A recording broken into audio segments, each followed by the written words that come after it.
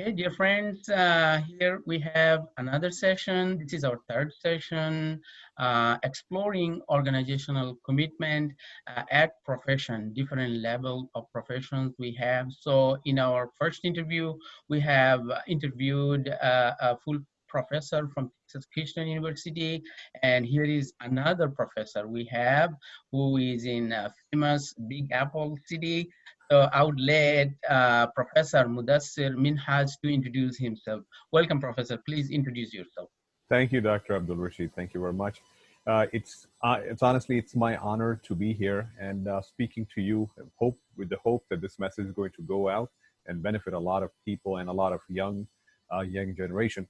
I am a full-time faculty member, Professor Mudassar Minhas at Vaughn College of Aeronautics and Technology, and I also serve as a program chair for the Electronics Engineering Technology and Electronics Engineering Technology Avionics division of the college. And so I'm not too focused on all of this. I have additional things that I do. I also do career coaching and life counseling and life coaching as well. So I've been teaching full time for about the past 10 years, so mostly a career academic. And this is, again, a wonderful opportunity to be able to have this open discussion about organizational commitment, and especially within the framework or through the lens of Islamic faith. And, I'm going to give it back to you, Dr. Abul Rashid. And so, we can get going. All right, thank you. That's a beautiful introduction, and we are proud of individuals who are open to, benefit the academics and, learners in this field. Thank you and welcome again. So that leads to our second question, which is, do you think organizational commitment level is different for individuals in your field versus the other fields? In a sense, we are talking about academics versus non-academics. And perfectly, in other words, this Islamic way of engaging with the work in such a way whereby you're doing it to the best that you can. And you made an excellent point that, yes, I may have certain beliefs based on my religious faith, but actions are something different. Sometimes actions don't flow from them, or sometimes we're not motivated to work on them and say, yes, you know what, in an ideal scenario, this would be my faith, this would be my religious beliefs. But right now, since I don't like working for this company, so I'm not going to give them my best. So we can't have it both ways. We can't pick and choose. If we're going to call religion full authority, then we have to take it for everything that it says. We can't pick and choose certain items. That, oh, just because my boss is bad, I don't like my boss, just because I don't get recommendation or acknowledgement from my work for all the hard work that I do, I'm not going to engage in it. Well, like, no. Nobody's going to plant a garden in our name anytime we achieve something big. It's just part of our job. We got to keep doing it. And I believe that's what we call responsibility, and finding meaning in that responsibility, or otherwise. The flip side is that, what's the alternative? What are you going to do? Sit there and not be your best, the best that you can be? I feel it's a moral obligation for us not to be the best versions that we can become in pretty much every aspect of our life, at many different dimensions. Okay. So not just at one thing, but, at like a well-rounded individual. And I tell them, hey, you know what? This is not going to be shared. You guys have graduated. It's not going to break my heart if you put down anything that's a complaint. Okay. When I receive it back, they personally thank me.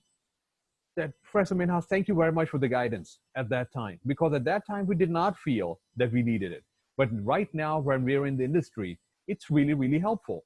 And the only complaint that they made was that, why don't other professors do coaching and counseling and encourage students to be the best that they can be? They don't do it. And I'm not saying that it's a universal phenomenon. There are going to be a lot of professors who do this, and then there's a whole bunch of professors who don't do it. That's one of the things that I found out. When they come back to me, they're looking for a different job. When they have additional offers, when they have a promotion offer and they come and ask me, hey, do I take this promotion package? Do I negotiate for something better? What should I do? So I go ahead and coach them. I guide them. If they can't come to on campus, they can call me all the time. So becoming available to them, it's more work for me, is it not? It puts a lot of work. It creates a lot of work and it puts a lot of burden on me. But I like the idea of helping them out.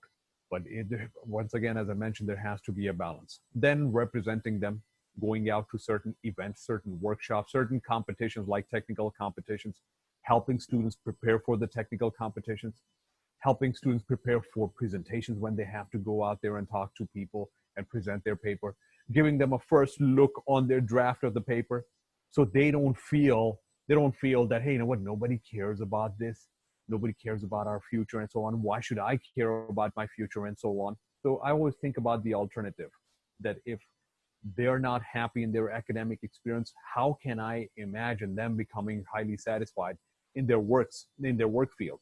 And then the environment and the community ends up suffering. I mean, it has like cascading effect. So and we have to analyze it at the individual level as well. That is that. And then sometimes, uh, in the name of, when I ask them, hey, is your boss a bad person? I mean, you have a problem with the boss? Like, no, not really. Okay. Is the salary low? No, is a work environment a sweatshop? No, it's long hours sometimes. Sometimes you get time off and so on, but it's not that bad. Then why aren't you engaged in your work? Okay. And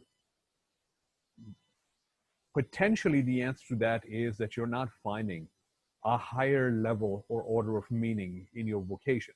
Okay. You're not finding that sense, or that you're not finding that your responsibility has a higher meaning. It's not just a means to an end, and the end is that you make a salary and you go buy a car and then you get a house, and then these are all material benefits. And what then? Okay. So eventually the question comes to, what then? I mean, is that the only instrument of benefits that I'm going to draw for my job? And the answer to that is probably not. That's not going to be a really good long-term strategy. Roughly speaking, it's going to lead you to, like going through the motions, soldiering around day in and day out, and watching over your shoulders, like, what the hell am I doing here? This is a stupid job. I get to hear that kind of stuff from students, and tell them, no, you're contributing to the economy, you're contributing to the society. You are responsible for a lot of work that is generated. That means people stay employed. That means people don't end up on the streets. And that means people do not become a public charge. Okay? And that means when you pay your taxes, you are injecting into the political system, the educational system, the security system, and the justice system, and so on and so forth. Look at this. This is how we human beings organize ourselves into societies, for not to keep it a certain way, and of course not to let it drop or deteriorate to a lower level, but to eventually somehow progressively advance. So at least find that level of meaning, and then you're going to feel. It takes some practice, and then you're going to feel that you end up loving your job, because that's also sometimes associated with, do you love your job? That's a very broad question. Mm-hmm. And then you do a factors analysis. Mm-hmm. Mm-hmm. Mm-hmm. All right, great. I think our fresh graduate, they would love to hear, academics advice, and of course, experience-based advice from this show that we are producing, and hopefully that will, benefit them to fully integrate themselves into the organization that they would be joining, and also, materialize all the opportunities that comes in their way, so they can fully, bring success in their career. So I think we have almost at the end of our show. I really appreciate your experience sharing with our audience, and may God Almighty bless you. And we really, thank you for your contribution. Thank you, Thank you. Dr. Abul Rashid. You're doing a great service to the community, and let's continue with this. If there's any other capacity that I can serve in and help out the community, I wish if this was a live session with the students actually present there, we could take a whole bunch of questions and so on. But it has been my honor, and it's a humbling experience for me that I was able to serve in a certain capacity.